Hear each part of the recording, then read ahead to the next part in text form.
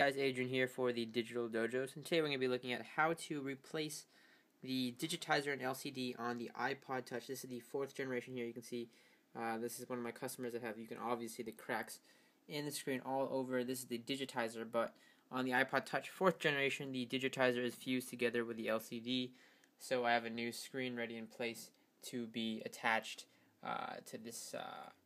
You can see here, this is the new one of the new ones right here. It just fit on like so, and you can see the LCD is fused along with the digitizer, so we're going to be putting that on. A couple things you're going to need. You're going to need, one, you'll need one of these spudger tools. You can have the metal ones or the plastic ones like I have here.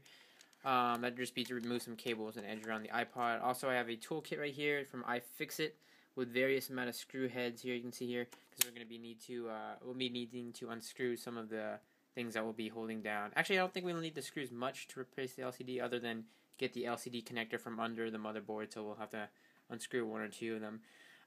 But with that, you'll also, I recommend, if you don't have, like this one has a screen protector on, getting some clear tape, and especially if it's cracked severely like this, and laying the tape over, just so when you use this to go around the edges to get the digitizer off, the broken glass won't spread as much, and even if it does crack, the tape will kind of hold it in place. I'm going to tape over this screen protector just in case, because there is a little bit of shards, you can see here when I focus, sticking out of the screen, so there's a lot of stuff, and you'll probably break the screen even more as you edge around the iPod, but as long as you have the new digitizer, you should be good to go. Also, you probably want a big work surface for this, and probably some adequate lighting. And just a good place to put the screws, like an ice cube tray or anything of that sort. So with that, guys, let's get right into it. You can see the display is off and it does take some damage. You can see most of the screen kind of chiseled away during the process of removal, just because this one was severely broken. Luckily, if yours isn't too cracked like the one I showed you earlier, it won't be as hard to remove, but if so, I had a little extra handy. This just put it on an index card so I could see the glass. Again, you probably want a big surface. I'm working on a desk right now, but it's on my glass desk just to show you. And what you want to do also is, a little tip before you even start to remove the actual display is, you can see there's a lot of glass here stuck to adhesive. You can see that adhesive that is right along the bottom, and it's also a little bit, not much at the top, but just majority at the bottom. You can take if you have a heat gun or a hair dryer, you can kind of shoot the hair dryer like right above the actual digitizer, not too close, nothing enough to burn the inside components, just maybe a medium or low setting on the not too far from the bottom, and I mean not too close, I should say. And it will heat the adhesive, and it will make it easier to kind of pull off when using your little spudger tool. And then after you get that, you obviously want to take your spudger tool and get off the remaining chunks of glass left in the iPod Touch. And once you disconnect it, for the 4th gen, you can see the LCD cable right here at the top is still connected, so you do want to be careful when removing it here. I'm going to kind of just spread it out so you can see that very, very thin ribbon cable. I guess if if you're throwing this screen away, it doesn't really matter, because again, this LCD and digitizer are fused. And your other connector right here, this is for the actual digitizer for the touch functionality, is right there. You can just easily disconnect that, and it plugs in right down there. So with that, after that, you want to take a Phillips screwdriver. I believe this is a 0 head. And you just want to remove these 6 screws, or not 6, yeah, there's about 3 here, 1 up here, 1 over there on the bottom right. Actually, I don't think you'll need the bottom right one out, and 1 more at the top left up here. Sorry. So once you get that, okay, you get all of those, and then you'll remove the shield, and we'll move on from there. Alright, at this point, like I said, you can remove these screws here from the digitizer, and you can see they're very, very tiny screws here. So once you get this out, you're going to want to put them in something. For this instance, I'm using something, it's like a foam covering for one of my products I bought, and then they have these little divots in them, and I just store them in there. You can see I repair a couple other iPods, so I kind of separate the screws out. In terms for this one, this will be for this repair, obviously. And like I said, just remove all the screws, and then we'll proceed to remove the screws from the motherboard. Screws. You also want to remove the 2 screws down here near the dock connector and the actual home button. You'll see one located there, and you'll also want to get, again, the one in the top right. This will reveal the speaker housing underneath, and some cases you'll need to remove the black tape, depending on if you have it on your device or not, if it's blocking any of the screws. And obviously at this point, I should have mentioned this before, you want to make sure your device was powered off before you even start doing this. I mean, you can still power it off now, just connect your digitizer cable back in. But with that, we'll remove those and we'll lift up the shielding. I do want to mention, do not forget to get the screw, which is going to be located down in this little niche right here. Let me focus real quick.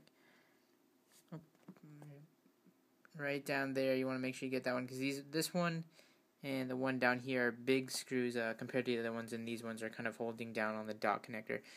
So do be careful and make sure you get that. It may be a little bit covered up. Like I said, mine had tape on it, so if yours has the tape, you want to remove it. Also, when pulling up on the actual metal here, right underneath is the speaker, underneath the bottom left of the iPod, and it's actually adheres to the speaker. You want to be very, very careful while you open that, just because you can rip the speaker out of its place and actually dislodge the cables, which have to be soldered on if ripped off. So again, I advise using a heat gun or a blow dryer in order to kind of melt the glue a little bit and then proceed carefully. You can use a spudger tool, or in this case, I also use a spudger tool to open it or raise it, and this can be handy if you have like somebody else present. They can just kind of hold it up like so, and then you use a flat screwdriver to kind of scrape the glue off the connection. So the black, you'll see the actual speaker right below. It's in black down there, and this screw right here actually holds the speaker down. So just make sure you get that off, and then you'll be able to lift this whole panel off. Speaker's connected right there once you actually lift the plate off. Now do be careful, the motherboard is kind of flexible.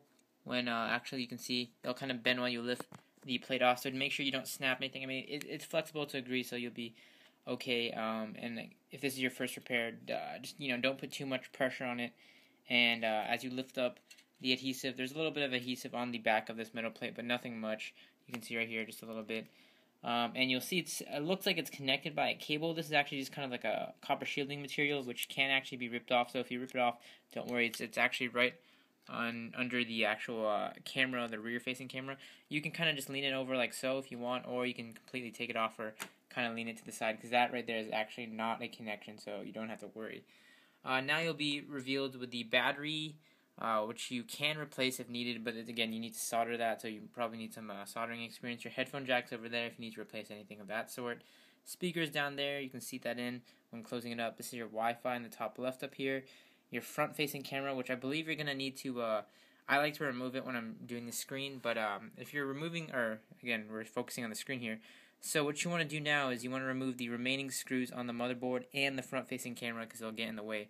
So remove the screw over here, the front-facing camera screw, and just make sure you got all screws around it prior to taking that metal plate off. And we'll move from there. Alright, at this point, once you get all these screws off, and excuse me, shake your hand here, I'm just going to kind of lay the LCD down. You want to lift up the motherboard. This is probably the hardest part of the repair. Now, again, you do have some leeway with this because it is a very flexible material. You can see here as you lift it up. Now, be careful, as this connector down here is soldered to the board and will remain connected. You cannot disconnect it unless you have soldering experience. You don't really have to unscrew that up top left here. You're going to have to remove this copper shielding type sticker material, because it's going to be actually holding the LCD. It's going to be wrapped around the default LCD cable that's in there. That's what's holding, connecting the LCD.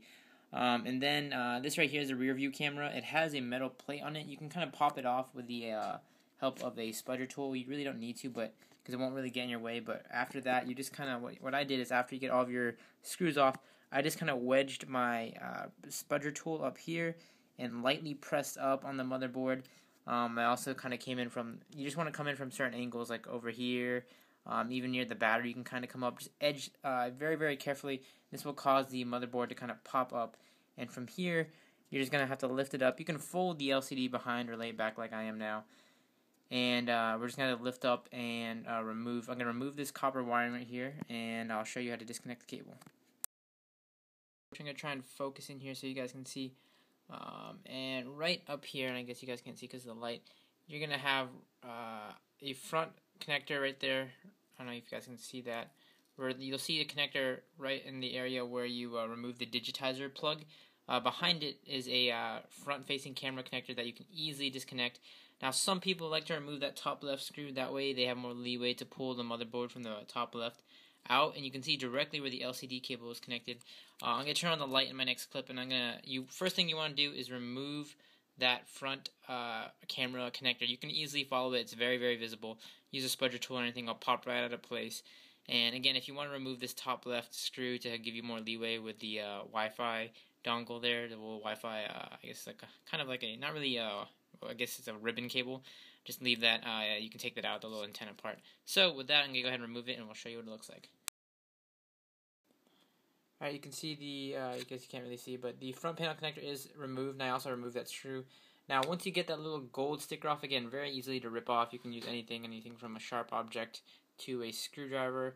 And once that's removed, you'll see right directly behind it is the LCD connector, and you can just kind of stick a digitizer or spudger tool there to pop it off, or even just use a flat. I would recommend using the plastic screwdriver because that would probably help out the most.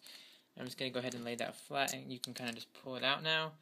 So there it is. You can see it was connected just like that. So imagine it being like so. You just want to, it's connected like that. You just want to pop it out, and you can see that golden or copper sticker material surrounding it.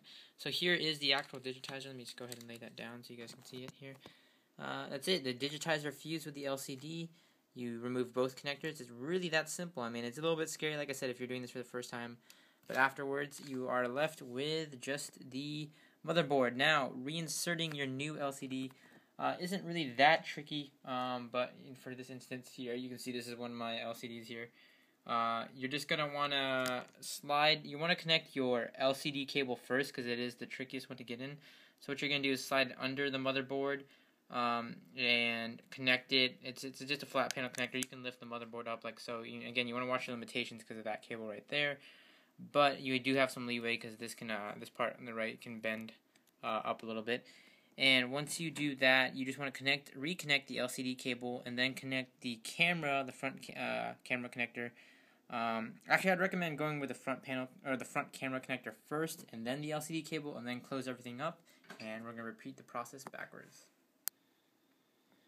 Alright, so actually another big tip, if you want to actually remove the rear panel camera, it's not that hard at all. You can it kind of just bends back, so it's sitting in like so. You just want to stick your cable or your spudger tool at the top and kind of push back because it's also connected to the motherboard. And it'll just pop out of place. It's still connected to the motherboard, so do be careful. But once you pop this out of place, it gives you a lot more, again, so it's going to be up here in the top right. You can just take a tool like so. Hang on, let me show you there. And you just pop up like that because originally it's laying down flat. And this will give you a lot more leeway to, again, lift up the motherboard than before because now you can actually lift it up a good amount. And it does feel like it may break, but don't worry, it's pretty, again, very flexible in terms of that. So then this will easily allow you to connect your connectors just by sliding in those cables below and attaching everything. So for the last part, after you get all of that connected and closed down, you want to replace your screws in. That's pretty simple. Everything, and you want to make sure you get those bottom screws. And then when you close it, you want to close that kind of at an angle enough where you can kind of line up that connector and then push it down with your finger or, again, the spudger tool. And with that, I'll close everything up. Make sure you get all the screws back in. And we're going to just sit everything back in. You can buy adhesive to keep it more if there's not enough adhesive from the old one to keep it down. You obviously want to do that, and you also want to obviously attach the metal panel back for the home button and align everything back. So we're going to go ahead and do that, and we'll go back to the finished product. Hey guys, so in the end, your iPod will look a little bit like this. You'll see your new screen's fitly installed. I want to talk a couple things in the end game. So when you're fixing it, obviously when you're finished, you want to align it very, you want to make sure everything's aligned very, very neatly. As you can see here, problem I've repaired a couple of iPod Touch 4Gs in my time.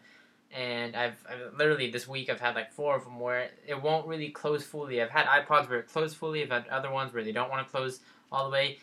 Sometimes it's something in your way where you're aligning it. Sometimes it's a speaker. Sometimes it's just the LCD. But you want to be very careful when closing it because you can see the glass and the LCD are very thin and fragile. So you don't want to actually break the LCD while you're trying to force it down. Never try to force these down because you can always break a component. Just kind of slightly push it, edge it, till you can find a kind of the sweet spot where everything closes.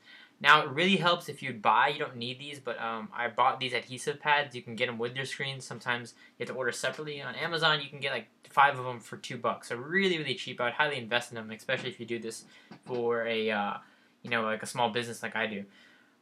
Very, very cheap. You can invest in them basically before you close it. You just rip these adhesive pads off, and they're just like a glue, a coating. You kind of put it on the back of it, and then you close it down, and everything will stick down. That way it won't really kind of bulge out like this. You can see there very slightly at the top. Another issue, when you turn it on, for example, this one has a white screen of death issue.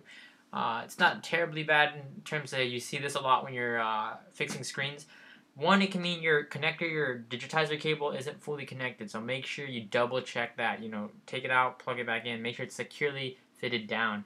It's not going to be the LCD cable in the back, just because if it is, then you'll know because your LCD won't turn on at all. A couple things you can do to fix this. If it's not your cable, power it down. Hold the home and power button simultaneously until it powers down, and turn it back on, and hopefully that tends to fix the issue 50% of the time. Now, if you have a problem like where this guy's home power button is completely shot, it's broken, doesn't work, then you have to let the battery drain. Now, this could be a pain just because you can't even see the screen, so you have to kind of tap out home button every now and then to kind of let that white screen, don't charge it, leave it overnight or something, and let it die out. And sometimes, and most of the time, if that powering down doesn't work, from the experience I've had 2 iPods had this white screen issue. Letting it completely drain to 0% and then charging it again, and when it turns back on, everything seems to be good. I don't know if it's a calibration issue with the screens or whatnot. Anyways, guys, those are my top tips when fixing your iPod Touch, and there you have it. It's fully repaired. I'm just going to wait for this to drain out, and it should be working fine. So yeah, thanks a lot, guys, for watching, and don't forget to go over to DigitalDojos.com for much more content on tech repairs, tech news, how-tos, all of that. And of course, don't forget to comment on this video, like this video, and if you're not subscribed, please subscribe. Anyways, guys, I will catch you guys in the next video.